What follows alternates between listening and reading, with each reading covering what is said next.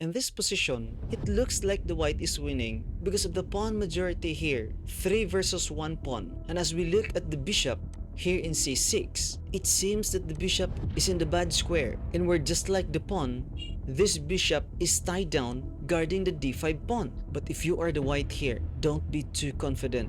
Just because you have pawn majority here in the king side, you will conclude that you win the game because black has passed pawn here in a file, and this position is bad for the white pieces. Yes, this is black to move, and now black pushed the pawn to a3. Now the only way to stop that pawn is to play knight to c1, guarding the a2 square. But black will only have to play the pawn to b6, not allowing the king to penetrate into the position. And now, if white will start to storm the pawn in the king side, there you go. Black will just only play king here in a6. After you play push the pawn to h4, then the finishing blow here is to play bishop here in a4, attacking the pawn here in c2, and after attempting to play f4, then black has to play bishop to c2 capture. Now you will play push the pawn to g5, then here, the push of the pawn to h5 will make the position safe. It's because the bishop is guarding that diagonal. So maybe you will say, oh, this is a draw